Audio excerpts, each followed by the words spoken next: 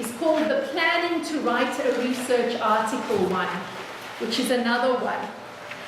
And I've had so many times working in academic development, because we have in Australia a thing called thesis by publication, where the students are actually publishing articles, and then their thesis, they put all the articles together and they write an introduction and a conclusion. And I often have the supervisors coming to me and saying, I never realized my students' writing was so bad until the end when they had to write the introduction and conclusion. I never realized how much of the writing I was doing.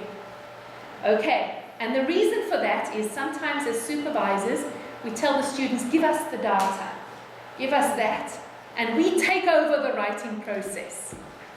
No, you've got to get your students involved in the writing process from the beginning. And one way to do this is to independently fill in these questions about the paper. So for example, this is predominantly a theoretical paper. Yes, no, or it's predominantly a paper reporting results. Yes, no, why? So then you start to realize, does the student actually know what this paper's about? What are you actually writing about? And for yourself, every time you're writing a paper, try and answer these questions. How is it going to be organized? All of these things. What's the target journal that you're writing for? What's the expectation? So all these questions, see if you can fill it out. Okay, now, another useful way of thinking, so those are ways of negotiating writing roles and responsibilities, is things like the expectations in supervision questionnaire by Kylie et al., or the authorship issues by myself and Kerry Wilkinson and Worthington, or the paper writing tool, which I adapted from one done by some other people at my university. Parades, question of not telling the student that's wrong, or your supervisor telling you that's wrong, but also how else can I write it? Give me 3 ways of answering. Another way is teaching yourself or your student to become a researcher of the language of the discipline. No, that's the wrong word. Well, let's go and see what are the right words, or how do the words fit together in my discipline. Now, yesterday I showed you folks that tool called Springer Exemplar, which is a concordancing system on thousands and thousands, 8 million research articles by Springer. We're going to practice that again, and some of you gave me some phrases yesterday. Now, I forgot that paper with me, but I'm going to ask some new people. Can you give me a phrase in your discipline? 2 or 3 words that always fit together. Sure, but it will be very wide. Student success in business studies. Student success. Okay, let's just do the student success broad, just a short one. Okay, and we will see there's thousands and thousands of things. Description of student success programs, so we can see it can be an adjective. Student success in, that collocation happens a lot. We can also narrow it by discipline, so we can select a discipline. What is your discipline? Business studies, so economics, business studies. So we can choose a discipline, and we can even choose an individual publication by Springer and see how the language works in that. So that's one way of doing it, but often we're working cross-disciplinary. So like I was saying, a lot of my work includes stuff from psychology, stuff from linguistics, stuff from education. Then one way to work through is to create a topic-specific corpus, or a topic-specific library of texts, and you use it to search it. Now on your PowerPoints, you'll see, let me just get there, on that one, you'll see that first email address, http www.adelaide.edu.au cast resources tools adtat.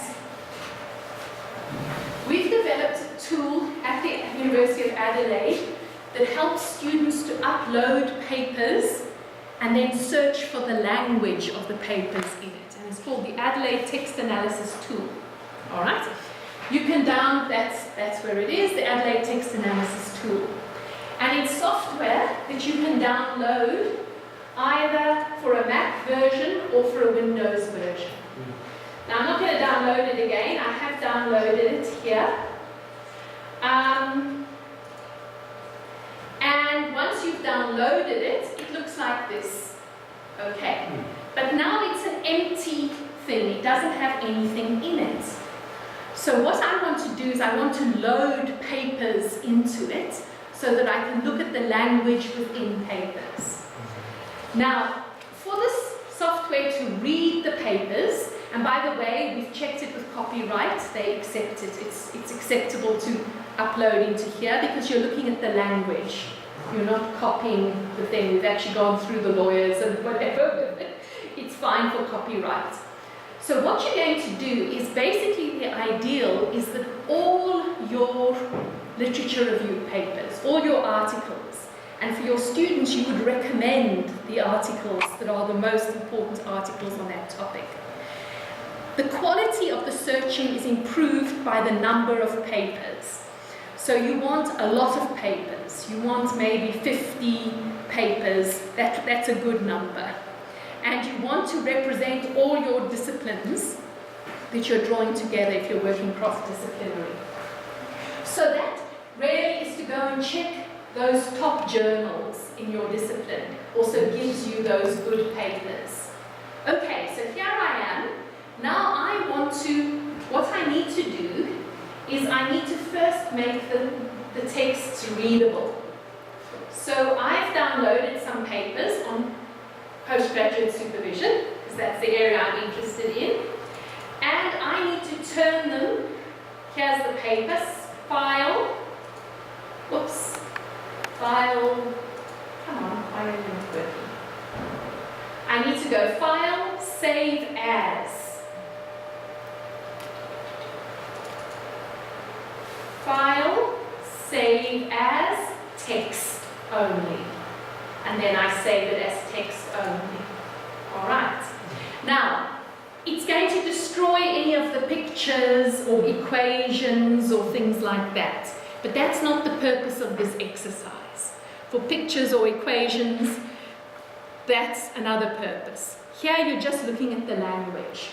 So then I've got my text. I want to upload them. I go to here. I go file, load files, and I'm going to the desktop and I'm going to load. I've only got 4. Usually you would have a lot more, but I want to load my only 3. I want to load those 3 files. You'd probably load about 30, 40, 50 into here. It takes a little bit longer, so you might want to go and have some coffee. And you might think, oh, this is laborious, it's taking long, but once you've got it, you can use it for the next 10 years that you're working on that same topic. Hopefully not while you're doing, hopefully your PhD isn't going to take you 10 years. Hopefully you will continue researching on that topic. Okay, now I'm going to save it as a corpus. So I don't have to upload those files every time. And I'm going to call it supervision corpus. But I can always add to that corpus by adding other files as I edit them. Okay, so now I'm going to search. One of the first things I might do is I've got a brand new student, or I'm brand new in the discipline. I don't know the vocabulary, right? So for example, I did this with engineering students, and I said to them, oh, you can't write prove there, that's wrong. And they said to me, Michelle, you do in our discipline. I said, I don't believe you. Let's look in the corpus. And we'd created a corpus of their articles, and there I found prove, prove, prove, prove, prove. I said, you're right, okay? Because language works differently in different disciplines. But in most of our disciplines, we would never use the word prove, right? That verb. So one way we can do is we can develop the vocabulary of the discipline. So if you look here at corpus, we can look at word frequency. And of course you're going to get words like on and it and and whatever which you want to ignore. But here I can see words like knowledge, supervisors, relationship, respondent, findings, behavioral is coming up quite a lot, right? I'm seeing word process coming up quite a lot. I can see a lot of vocabulary that's coming up again and again and again. This is particularly useful when you want to see what are the verbs that are being used in this particular discipline. But that just gives you a vocab list. I can also look for phrases. That can help me to see, am I, like we looked at yesterday, am I plagiarizing? Am I just copying from one article, or is this disciplinary language? It can also help me see what are the words that collocate, that fit with it. Which preposition do I put on it? So, supervision, pedagogy. Right, when I first started in the discipline, sorry, is that spelling right? Pedagogy. Okay, if I had a bigger one, if I had a bigger thing, that one would come up correctly. Supervision, pedagogy. Okay, or research. No. Research. When I have my big corpus, I see it comes up many, many times. There you go. All right, so in this, I've only got 3 articles, but it comes up research, postgraduate research supervision. Those 3 words fit together often in my discipline. Just going to actually do the word frequency again. And I'm going to look at that one, supervisory.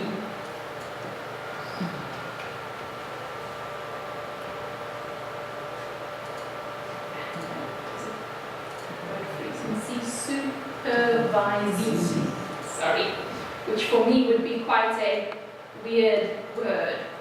Supervising. Okay. The role is to help the supervisee acquire. This supervisee studies on supervisee perceptions. I see it's often getting the article the in front of it. So it's showing me the patterns that this word is being used.